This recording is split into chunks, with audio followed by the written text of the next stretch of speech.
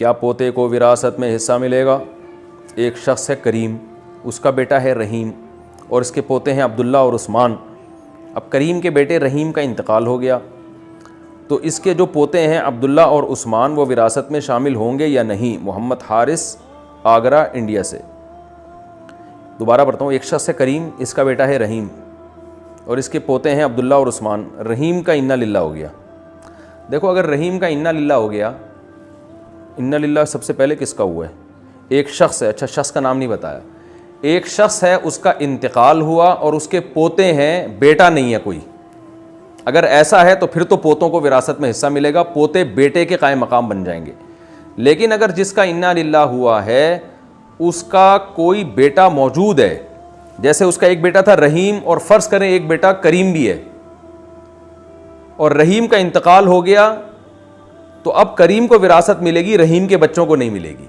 यानी जब तक मरहूम की कोई एक नरीना औलाद भी मौजूद हो तो फिर मरहूम के पोतों को नहीं मिलता। यानी मरहूम का जो सगा बेटा ज़िंदगी में फौत हो जाए तो उसके बच्चों को विरासत नहीं मिलती, बशर्ते कि मरहूम का कोई दूसरा बेटा ज़िंदा हो।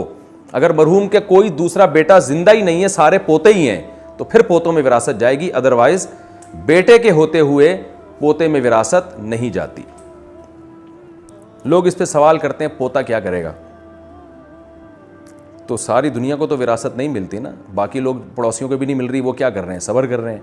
तो जब करीब मौजूद है, सगा बेटा मौजूद है, तो करीब के होते हुए शरीयत का उसूल है कि जो दूर का रिश्ता उसको नहीं मिलता। तो सगे बेटे जब मौजूद हैं तो जो बेटा ज़िंदगी में मर गया उसका हक खुद ब खुद ख़त्म हो गया, तो उसके बेटों को नहीं मिलेगा। ऐसी सूरत में बाप ये कर सकता है कि वो अपने उन बच्चों के लिए, पोतों के लिए ज़िंदगी में 1/3 के अंदर अंदर वसीयत कर सकता है। मिसाल के तौर पर यूँ कह सकता है, भाई मेरा ये बेटा भी ज़िंदा है, ये बेटा भी ज़िंदा है, ये वाला जो मेरा बेटा है ये चूँकि मर चुका है और इसके बच्चे मौजूद हैं, तो अब मेरी विरासत इन दोनों बेटों को तो मिलेगी, पोतों को तो कहीं से भी कुछ नहीं मिल रहा सवाब के अलावा। तो लिहाजा मैं वसीयत करता हूँ कि मैं जब मर जाऊँ तो मेरी विरासत में थे 1/3 के अंदर अंदर इन पोतों को इतना दे दिया जाए, तो ये जायज़ होगा उसके लिए। लेकिन अगर वसीयत नहीं की तो पोते विरासत से महरूम हो जाएंगे। मीरास में बहनों को ज़मीन के बदले नकदी देना। अगर 5 भाई और 3 बहनें हों और इनके पास मीरास कम हो और वो बहनों को ज़मीन के बदले नकदी रकम दे, तो क्या इनके लिए ऐसा करना जायज़ होगा? हिदायतुल्लाह कश्मीर से। देखें, किसी का इंतकाल हो गया और औलाद में जो है 5 भाई और 3 बहनें हैं और ज़मीन के बदले बहनों को कैश देना चाहते हैं। बहनें अगर राज़ी हैं तो ठीक है, ज़मीन की वैल्यू लगाई जाए। तकसीम का तो बेहतरीन तरीका यही होता है, अब ज़मीन को टुकड़े टुकड़े कर देना। इससे बेहतर है कि ज़मीन किसी एक के पास आ जाए ताकि वो कुछ तो उगा सके उसमें या कुछ इस्तेमाल कर सके, बाकियों को उसकी वैल्यू दे दी जाए, कीमत दे दी जाए, ताकि वो कहीं ज़मीन ख़रीदना चाहें तो ख़रीद लें। तो इसमें कोई हरज नहीं है, वो फिर जो मर्ज़ी करें, तो उसकी वैल्यू लगवा लें और बहनों को उसके कैश अमाउंट दे दिया जाए अगर वो राज़ी हैं। अगर वो राज़ी नहीं है तो फिर जो है वो किसी को सालिस बनाना पड़ेगा ताकि वो आपस में की रजामंदी से तकसीम करें इनके दरमियान। अच्छा, एक मसला लोग बहुत ज़्यादा पूछते हैं कि विरासत की तकसीम का शरई तरीक़ा क्या है। ये मसला भी बहुत ज़्यादा पूछा जाता है, और ये भी कि अगर कोई ज़िंदगी में विरासत तकसीम करना चाहे तो उसका तरीक़ा क्या है। ये कई बार बताया जा चुका है, लेकिन एक मैं चाह रहा हूँ कि प्रॉपर क्लिप इस पर चल जाए।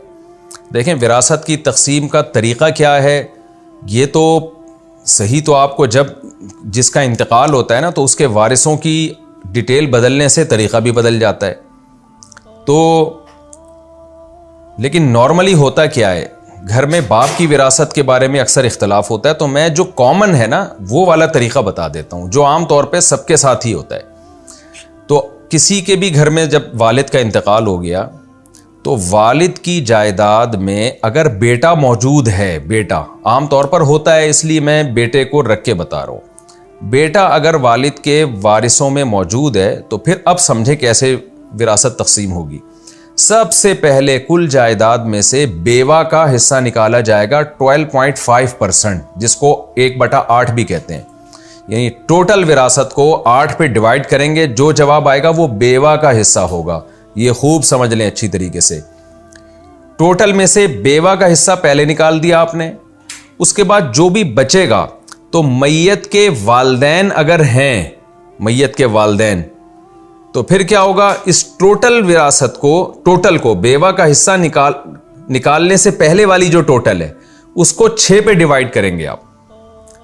6 पे डिवाइड करेंगे, जो जवाब आएगा वो अब्बा और अम्मा यानी मैयत के अब्बा और मैयत की अम्मा में बराबर बराबर तकसीम कर दिया जाएगा। तो अब क्या खुलासा निकला कि टोटल, मिसाल के तौर पर एक साहब जिनका नाम जैद था, जैद की डेथ हुई, जैद ने 1 करोड़ रुपए छोड़े हैं पीछे, तो 1 करोड़ को आपने पहले डिवाइड करना है 8 से डिवाइड करना है, तो 12.5 निकल आएगा, यानी परसेंट निकल आएगा। तो 8 से डिवाइड करेंगे, जो जवाब आएगा वो बेवा को पकड़ा दिया। फिर इसी पूरे 1 करोड़ को बेवा का हिस्सा निकाले बगैर पूरे 1 करोड़ को आपने डिवाइड करना है 6 से, जो जवाब आएगा वो अब्बा और अम्मा को बराबर बराबर दे दिया जाएगा। अब ये जब दोनों के हिस्से निकल गए ना, जैद के पेरेंट्स के भी, वालिद और वालदा का भी हिस्सा निकल गया और जैद की बेवा का भी हिस्सा निकल गया, अब जो बचेगा अब वो जैद के बेटे बेटियों में बराबर तकसीम हो जाएगा। किस तरह से तकसीम होगा, बेटे को दुगना और बेटी को आधा। इसका तरीका बहुत आसान है कि बेटे को 2 बेटियां फर्ज कर लें आप। मिसाल के तौर पर जैद के वारिसीन में 2 बेटे थे, 2 बेटियां थी, तो 2 बेटे 4 बेटियों के बराबर हो गए। तो अब आपने क्या किया, 2 बेटे, ये टोटल 4 हो गए, और 2 बेटियां तो ये 4 और 2 6, यूं समझें कि 6 अफराद हैं घर में।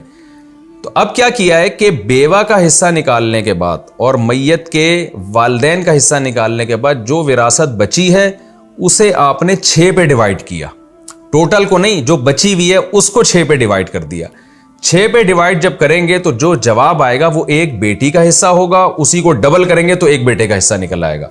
ये बहुत कॉमन है, ये मैं इसलिए बता रहा हूं कि बाज दफा लोग जिंदगी में अपनी जायदाद तकसीम करना चाहते हैं। अच्छा, जिंदगी में क्या तरीका होगा वो भी मैं बता देता हूं, लेकिन पहले इसको कंप्लीट कर लेते हैं हम।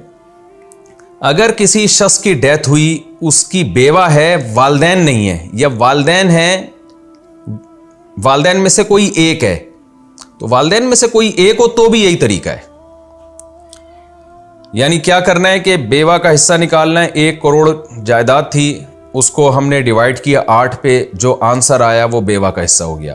फिर उसी 1 करोड़ को 6 पे डिवाइड किया, जो आंसर आया वो वालिदैन का हिस्सा है। वालिदैन में से जो जिंदा है उसका हिस्सा है। अब्बा जिंदा है तो अब्बा को पकड़ा दें, अम्मा जिंदा है तो अब्बा को पकड़ा दें, यानी मरहूम की अम्मा, उनको पकड़ा दें आप। दोनों में से कोई भी नहीं है तो उनका हिस्सा फिर है ही नहीं, जाहिर है।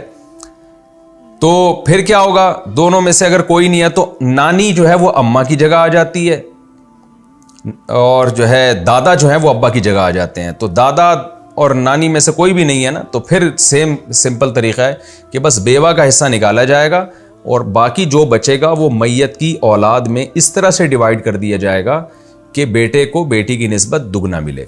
ये चूंकि आमतौर पर ये वाला मसला ज़्यादा पूछा जाता है, तो ये मैंने इसलिए रिकॉर्ड करा दिया कि किसी की भी घर में डेथ हुई है तो वो आसानी के साथ इस तरह से तकसीम कर सकते हैं। फिर भी बेहतर ये है कि किसी करीबी मुफ्ती से रुजू कर लें तो ज़्यादा अच्छा है, क्योंकि लोग फिर कैलकुलेशन में गड़बड़ कर रहे होते हैं, बात पूरी समझ नहीं पा रहे होते। अब बाज़ दफ़ा लोग क्या कर रहे होते हैं, यार मैं अपनी ज़िंदगी में विरासत तकसीम करना चाहता हूँ, बूढ़ा हो गया इंसान, वो चाह रहा है मेरे मरने के बाद कहीं झगड़े ना हो। तो ज़िंदगी में विरासत तकसीम करने के लिए खूब समझ लें, आप ज़िंदगी में जब भी किसी को विरासत देंगे तो आप उसको विरासत का नाम दे रहे होंगे, लेकिन शरीयत उसको विरासत नहीं मानती, शरीयत उसको गिफ्ट मानती है, गिफ्ट। तो गिफ्ट के उसूल उस पर साथ आएंगे, और गिफ्ट में उसूल ये है कि जिसको चाहे दे दे आप। नॉर्मली अपनी औलाद में बराबरी करनी चाहिए। आपने बेटे को ज़्यादा दे दिया, बेटी को कम दे दिया, ये ठीक नहीं है।